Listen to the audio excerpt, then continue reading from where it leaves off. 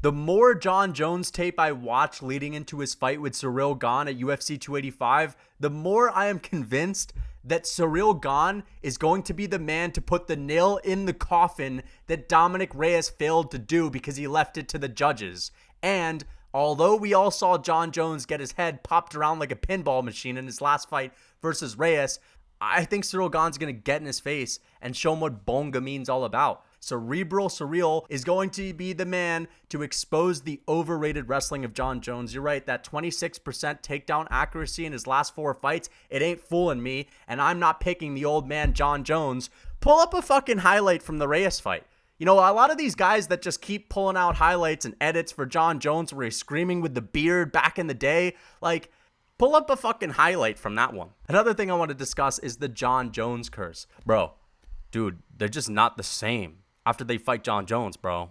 That if you fight Jon Jones and you give him a tough fight, you're just going to have a disastrous avalanche downslide for the rest of your career and get KO'd 50 times in a row. But that's just complete bullshit. Alexander Gustafsson, after having a close and gritty fight with Jon Jones way back in the day, this is their first fight, went on to beat Glover Teixeira, where he looked like a Super Saiyan, right? That's a future champion, Glover Teixeira, and a future champion in Jan Blachowicz. And when the Jones curse actually does work out, according to all these people like a Dominic Reyes who lost his next 3 fights after fighting Jon Jones, that just makes Jones look worse because all of those guys beat Dominic Reyes way more dominantly than Jon Jones did, who literally lost the fucking fight 3 rounds to 2. And if you've actually rewatched that fight, you know Jon Jones should have lost that fight, which is why I think Ciryl Gane is going to be the man to avenge that loss. Because, again, if T-Rex Arms Dominic Reyes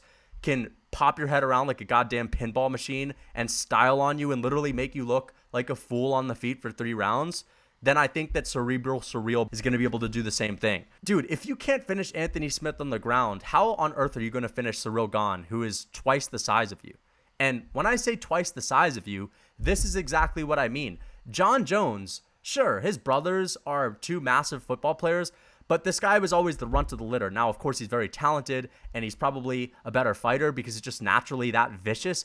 But the guy took 2 fucking years to bulk up to heavyweight, right? And Ciryl Gane, this guy could literally fast for an entire week and get on the scale at 245 pounds. That's a natural freak athlete 245 pounder that doesn't have to lift for 2 years straight and have Stan Efferding, a former pro bodybuilder and powerlifter, get on his ass all day about eating his meals consistently. Jon Jones literally said in multiple interviews how the eating is just so exhausting and you're always forcing yourself to eat. Like, this guy is working his ass off to be a massive person. And for sure, he's got a big frame, he's got the long arms, but I just don't think he's all that big. We've never really heard about Jon Jones having these drastically tough weight cuts. And I know for a fact Ciryl Gane could never in his life hope to make 205 pounds. Jon Jones fought OSP. This is right before his rematch with Daniel Cormier, where he was coming back after a long layoff. He looked kind of mediocre, right? He looked a little bit stiff.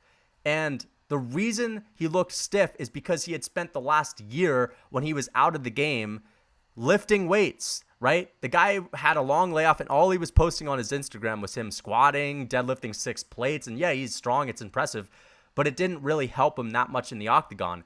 And I think that is going to slow him down. He has all of this added muscle that he's built in the latter half of his life that I don't think he's used to fighting with. And of course, he can train and he can spar, but it's just different actually being in there against Ciryl Gane. First of all, who is this guy training with? He's training with the crochet boss, like this guy Green that used to be on The Ultimate Fighter. He's training with Walt Harris and this other Domingo guy or something like that from the Dominican Republic, like these fat, slow heavyweights.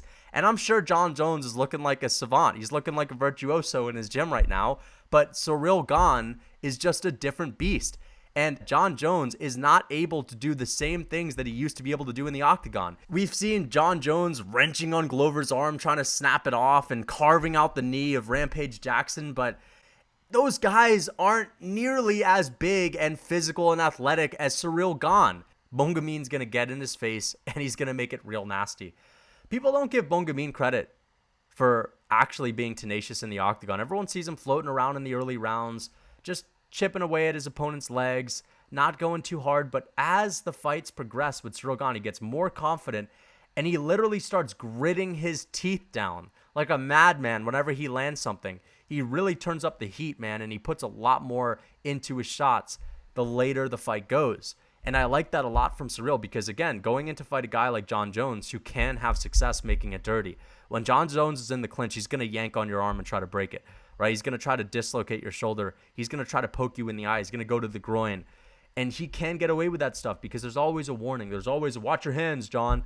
But it doesn't matter if he already has a warning in the later rounds because by that time, you can't even see in a Jon Jones fight. And that's the danger. But Ciryl Gane's going to be mean too. Ciryl Gane's going to be very mean in this fight, and he hasn't fought a guy as vicious as Jon Jones before, and I think it's going to bring it out of him. In his last fight with Tai Tuivasa, I think it was John Anik that mentioned this on the booth. John Anik said that in his training camp, Ciryl Gane's coaches were talking about how they wanted him to start finishing his training partners. Now, I don't know if they meant like knocking these guys out, but he meant like really take it to these training partners to really show some aggressiveness, to be mean.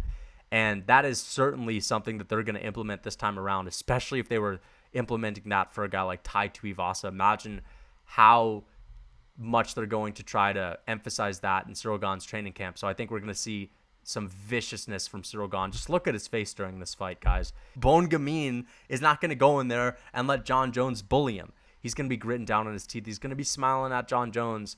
And we're going to see Jon Jones a little bit freaked out in this one. So that's what I think, guys. Ciryl Gane by decision. I would say 50-45. A lot of people are saying Jon Jones at heavyweight's going to be even faster and all this. He might even have more power.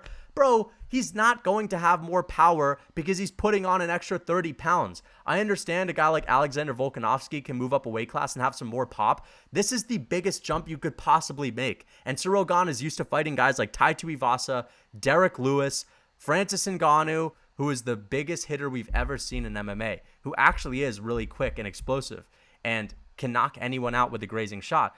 Ciryl Gane is literally in the pocket with Francis Ngannou, throwing like Yair Rodriguez type of elbows and doing spinning wheel kicks and getting right in his face and standing in front of Ngannou like there isn't a threat of getting nuked at any moment. Even Volkov has some serious power in his hands, and he's right in the pocket with these guys, dancing around like there's no threat at all.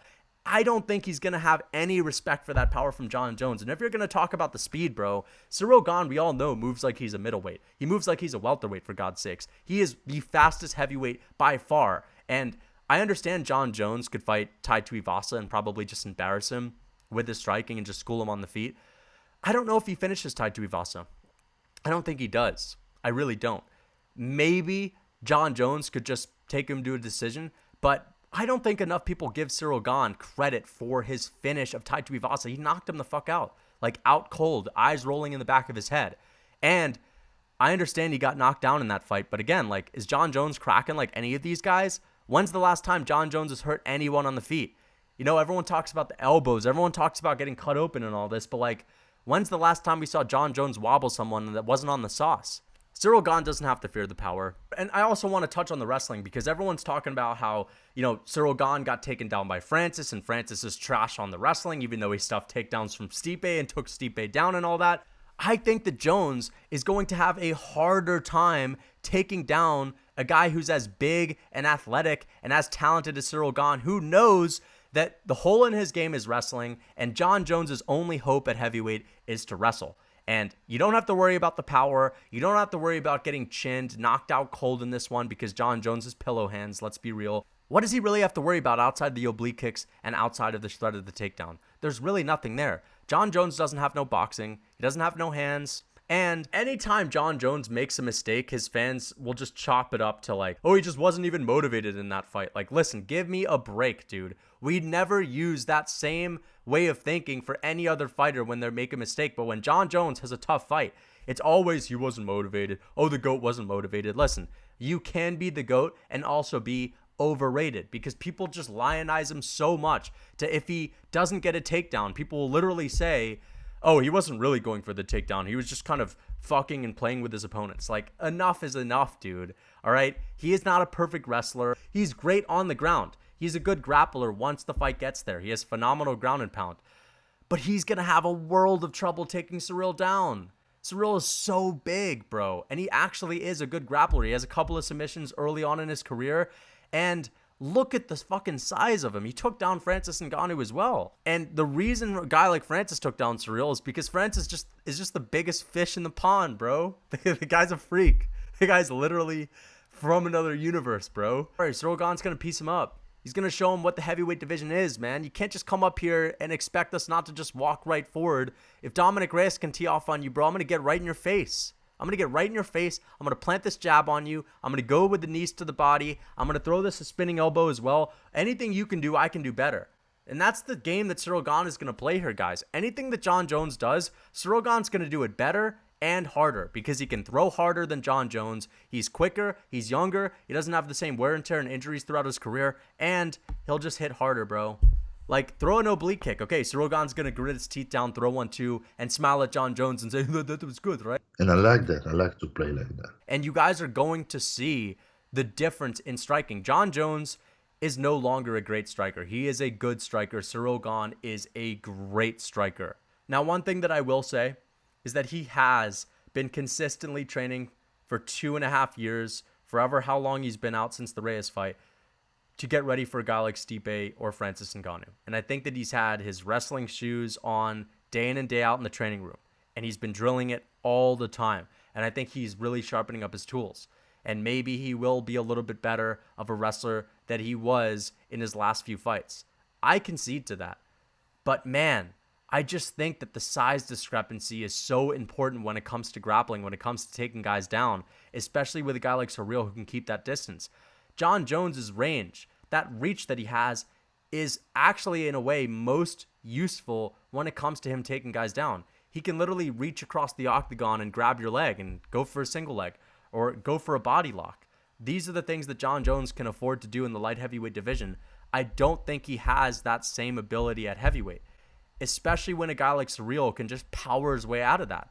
So if he is going to face Ciryl Gane on the feet, he's fucked, man. He's an older man. All that wear and tear. I think he's going to get in Jon Jones's face and bully him. At heavyweight, I think he's a much less dangerous fighter. He's going to put a jab in his face. That jab that has improved so much throughout his career. Probably the best jab I've ever seen in the upper weight classes. And, dude, way better than Gustafsson with his jab. And I think he'll just be able to plant that right on the nose of a Jon Jones and just kind of make him look silly. Just kind of show him, hey, what's up, man? Like, you're the GOAT. Here's a, like, how's this taste? But I could see Ciryl Gane smiling at him, chirping at him. What do you guys think? If you disagree with any of my takes, let me know why in the comments. Until next time. Damn, no wonder you can't put on any size. You can't even get past the first couple bites of that meal. You keep eating all that dog shit, that broiled chicken. I'm gonna show you how to spice it up in the kitchen. We're rocking with butter chicken. This ought to put on some mass. We're rocking with some ginger garlic paste, red chili pepper, salt. And we're gonna mix that up, toss it on a pan with some ghee, stir that up, and right before it's done, put it aside. We're gonna use the same pan, some tomatoes, grass-fed butter, onions, right? Stir that up, let it simmer. We're gonna add some brown sugar, garam masala powder, a handful of cashews, and a little more red chili powder. Blend that shit up in a blender. We're gonna put some more butter on the pan. Pour that blended sauce up, add some heavy cream, put the chicken back in, stir that up, and you got yourself one of the most gorgeous, delicious meals you could ever imagine. This will put on some size. For more meals like this, guys, check out my Real Food Cookbook.